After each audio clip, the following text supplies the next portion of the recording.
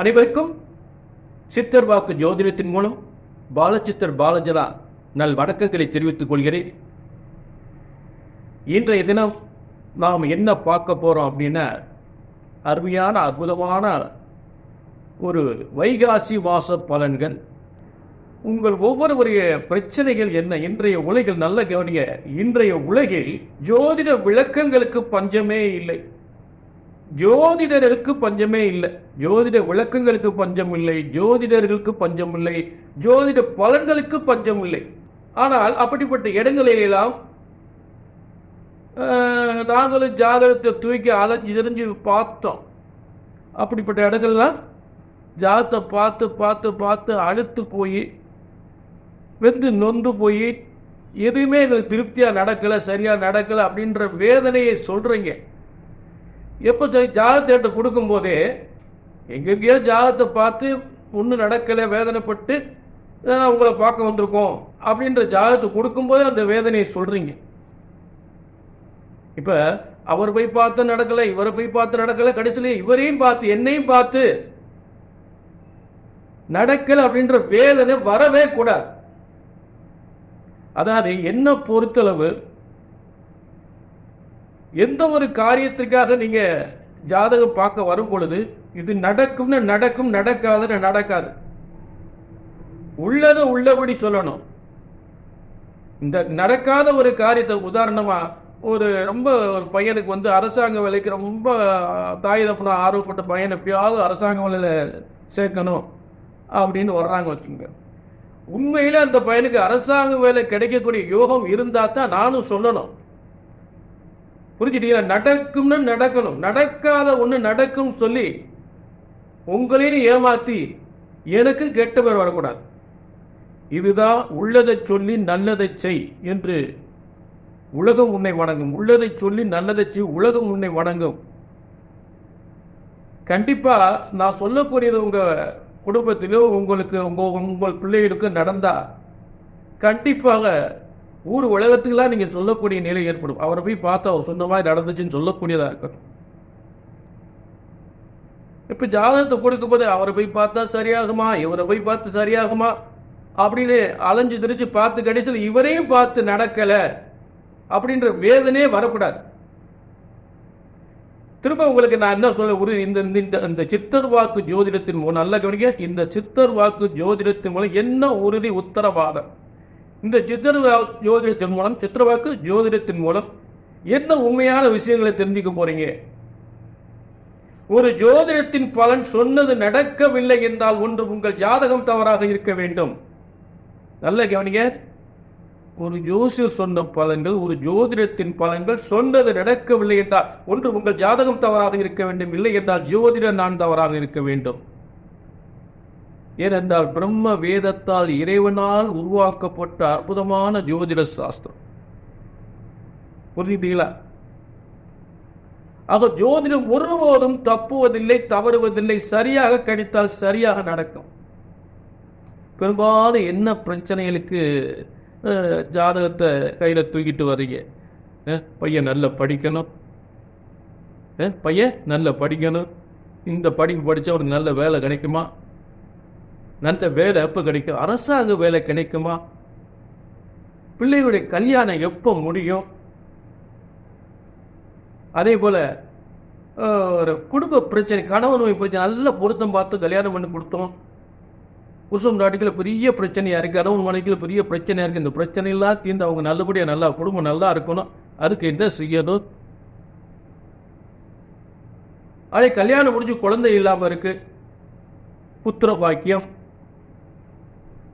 வீடு வாசல் கட்டுறது, சொத்து பிரச்சனை, பூரி சொத்து பிரச்சனைகள் எப்ப முடியும், இதுக்கெல்லாம் ஜாதகத்தை தூக்கி ஒவ்வொருமா அலைஞ்சிரிஞ்சு வேதனைப்பட்டு சரி இவரையாவது பார்ப்போமே நமக்கு நல்ல நடக்குமான்னு இப்படி இங்கேயும் என்னத்த சொன்னார் அப்படின்ற வேதனையே வந்துடக்கூடாது. எந்த பிரச்சனைக்காக ஜாதகத்தை கையில் எடுக்கணுங்களும் என்ன பார்த்து நடக்கலை சரியாகலன்னு சொல்லி திரும்ப ஜாதகத்தை கையில தூக்கவே கூடாது. புரிஞ்சுட்டீங்களா? அது அதே நேரம் நான் சொல்லிட்டேன், முதலே சொல்லிட்டேன், ஒரு ஜாதகத்துல சில கடுமையான தோஷங்கள் இருந்தால் தடைப்பட நடக்காத காரியம். ஒரு அரசாங்க வேலைக்கோ, ஒரு பையனுக்கு அரசாங்க வேலைக்கோ, ஒரு ஏதோ உத்தியோகத்துக்கோ என்னங்க ஒரு நல்ல வேலையே கிடைக்க மாட்டேங்குது அவன் பையனுக்கு, 6 மாதத்தில் கூட நல்ல வேலை இருக்க மாட்டேங்கிறான். அப்போ அந்த உத்தியோகம் பார்க்கக்கூடியதுக்கு அவனுக்கு எதாவது தோஷம் இருக்கா, இல்லை அடுத்து பிள்ளைகளுக்கு கல்யாணமே முடிய மாட்டேங்குது, திருமண தோஷங்கள் என்ன இருக்கு, அடுத்து புத்திர பாக்கியம் இல்லாமல் இருக்கு, அந்த புத்திர தோஷத்திற்கான காரணம் என்ன, புரிஞ்சுட்டீங்களா? ஆக இப்படிப்பட்ட விஷயங்களுக்கு சரியான நிவர்த்தி, சரியான தோஷ பரிகார நிவர்த்தி. அதாவது ஒரு உடல் நல்ல பசிச்சாதாங்க சாப்பிட முடியும். அதே போல கிரக பசிகள், கிரகங்கள் அந்த தோஷத்திற்கான ஒரு பரிகாரத்தை ஏற்றுக்கொள்ள பசியோடு இருக்க வேண்டும். அந்த சரியான நிவர்த்தி பண்ணணும். அதாவது நிறைய பார்த்தீங்கன்னா ஜாதகத்தில் என்ன சம்பந்தப்படாத ஒரு பரிகாரத்தை பண்ணி அந்த பரிகாரம் பண்ணோம், இந்த பரிகாரம் பண்ண கல்யாணம் முடியல அப்படின்ற வேதனைகள் நிறைய இருக்கு. தவறான தோஷ பரிகாரங்கள் கூறும். எந்த ஒரு காரியம் நடப்பதில்லை. அங்கே போய் போச்சுன்னாங்க, காலாசிரி போச்சுன்னாங்க, திருமணம் ஜெயி போச்சுன்னாங்க, திருச்செந்தூர் போச்சுன்னாங்க, இப்படிலாம் போய் எதுவுமே நடக்கலைன்ற வேதனைகள் உங்களுக்கு நிறைய இருக்கு. அந்த வேதனைங்க வரக்கூடாது. எதையுமே சரியான நிவர்த்தி, சரியான காலத்தில் சரியான, அதாவது கிரகங்களுடைய சக்தி, அந்த பரிகாரத்துக்குரிய சரியான சக்தி உங்க ஜாதகத்தில் நடக்கும் போது மட்டும்தான் அந்த பரிகாரத்தை பண்ணணும். அப்பதான் சரியாக அதை ஏற்றுக்கொள்ளு, அந்த கிரகங்கள் ஏற்றுக்கொண்டு நிவர்த்தி செய்து அந்த திருமண காரியம், புத்திர பாக்கியம், அரசாங்க வேலையை கிடைக்கக்கூடிய ஒரு நல்ல நிவர்த்தி கண்டிப்பாக கிடைக்கும். ஆக திரும்ப சொல்றேன், எந்த காரியம் திரும்ப சொல்ல, ஒரு ஜோதிடத்தின் பலன் சொன்னது நடக்கவில்லை என்றால் கொண்டு உங்கள் ஜாதகம் தவறாக இருக்க வேண்டும், இல்லை என்றால் ஜோதிடம் நான் தவறாக இருக்க வேண்டும்.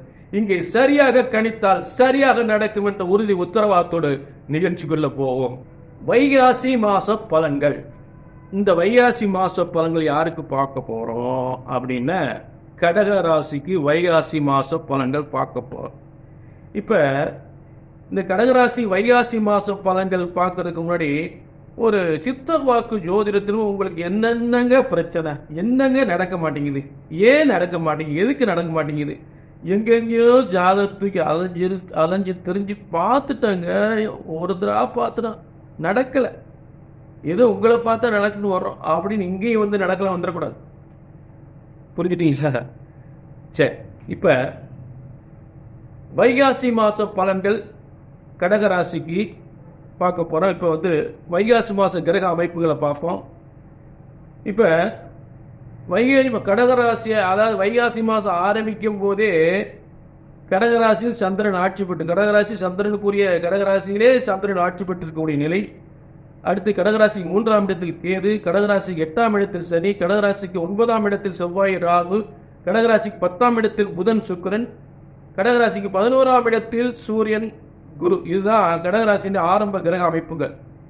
இந்த ஆரம்ப கிரக அமைப்புகள் 5 விதமான அற்புத மகா யோகம், மகா யோகங்கள் என்று சொல்லக்கூடிய 5 அற்புதமான யோகங்கள் இந்த மாசம் வைகாசி மாசம் மிகப்பெரிய சுபயோகங்கள்.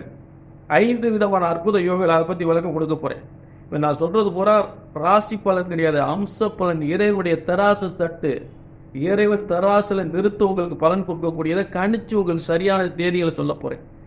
சரி, இப்ப வைகாசி முதல் யோகம் 5 யோகம் சொன்ன பத்தியில முதல் யோகம் வைகாசி 7 முதல் வைகாசி 31 வரை உங்களுக்கு 4-11 சுக்கிரன் வீடு வாசல் வாகன யோகம், அரசாங்க வேலை, அதே வருமானம் பொருளாதார வருமான முன்னேற்றங்கள் என்று அத்தனை யோகங்கள், அரசாங்க பதவி என்று சொல்லக்கூடிய அத்தனை யோகங்களையும் பெறக்கூடிய ஒரு சிறந்த காலங்களாக சுக்கிரன் ஆட்சி பெறும் 11 லாபஸ்தானத்தில், பல லாபங்களை பெறுகின்ற ஸ்தானத்தில் சுக்கிரன் ஆட்சி விட்டு, மேலும் அந்த இடத்துல குரு வேறு சேர்ந்திருக்க லாபஸ்தானத்தில். அப்போ அது பூரை சேர்ந்து நாரும் வடக்கும் அப்படின்ற மாதிரி இருக்கிற ரெண்டு பெரிய மிகப்பெரிய சக்திகள். ஜாதகத்தில் அசுர குருன்னு சொல்லக்கூடிய சுக்கிரன் மிகப்பெரிய சக்தி கொண்டவர், தேவகுருன்னு சொல்லக்கூடிய தேவகுரு என்று சில குரு பகவான் அவர் பெரிய சக்தி கொண்டவர். அப்ப தேவகுரு அசுரகுரு 2 பேரும் ஒரே இடத்துல. அதாவது பாத்தீங்கன்னா ஒரு ரிஷபராசி குருக்கு எதிரி இல்லை, ரிஷபராசி சுக்கிரன் எதிரி அப்படின்னு நினைக்காதீங்க. மீன ராசி குருவோட வீட்டில் மட்டும் சுக்கிரன் உச்சம் பெறுகிறார், அதை கவனிக்கணும். மீன ராசியில குருவன் வீட்டில் போய் சுக்கிரன் உச்சம் ஆகிறாரு. ஏன் இவர் மிகப்பெரிய, அதாவது ரெண்டு பேருக்கும் எப்பொழுதுமே ஒரு நல்ல ஒரு விஷயங்கள் இருக்கு. நீங்க நம்ம தப்பா பார்த்துக்கிட்டு இருக்கோம். குருன்னு வீட்டில் தானங்க சுக்கிரன் உச்சமாகிறாரு. அதை கவனிக்க. நீங்க ரிஷபராசியில குரு இருந்தாலே அற்புத யோகம் தான். சரி, பரவாயில்ல. சரி, அடுத்து இது ஆட்சி பெறுகின்ற காலம். சுக்கிரன் ஆட்சி லாபஸ்தானத்தில் ஆட்சி பெறுகின்ற காலம் கடகராசியில. இந்த ஆங்கில தேதி இதுக்குரிய 20/5/2024 முதல் 13/6/2024 வரை. இது ஆங்கில தேதி. திரும்ப சொல்ல 20/5/2024 முதல் 13/6/2024 வரை. 13/6/2024 வரை இதுக்குரிய, அதாவது சுக்கிரன் ஆட்சி பெறுகின்ற காலம். லாபஸ்தானத்தில் ரிஷபராசி, கடகராசி. சரி, இந்த கடகராசிக்கு இரண்டாவது யோகம் என்ன அப்படின்னு பார்த்தோம்னா, வைகாசி 11 முதல் வைகாசி 24 வரை. இப்ப புதன், அதாவது புதன் வியாபாரத்துக்குரியவனும் வழக்குகளுக்குரியவனும் பயணத்துக்குரியவனும் வெற்றி பெறக்கூடிய பயணங்கள் மூலமோ வழக்குகள் மூலமோ இல்லை சகோதரர்கள் மூலமோ வியாபாரம் மூலமோ மிகப்பெரிய யோகத்தை அடையக்கூடிய காலங்கள். இதற்குரிய ஆங்கில தேதி 24/5/2024 முதல் 9/6/2024 வரை வியாபார விருதியான ஒரு நாட்கள். இரண்டாவது யோகம். அடுத்து மூன்றாவது யோகத்தை பற்றி பார்ப்போம்.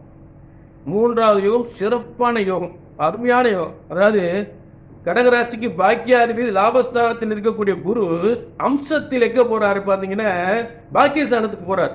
மிகப்பெரிய செல்வத்தை, பதவி உயர்வை, வருமான முன்னேற்றத்தை, அரசாங்க பதவியை, எதிர்பாராதவர்களை சந்தித்து மிகப்பெரிய யோகத்தை அடையக்கூடிய அருமையான காலங்களாக, அரசியல் மிகப்பெரிய வெற்றி பெறக்கூடிய காலம், அரசாங்க பதவியில் மிகப்பெரிய வெற்றி பெறக்கூடிய காலங்களாக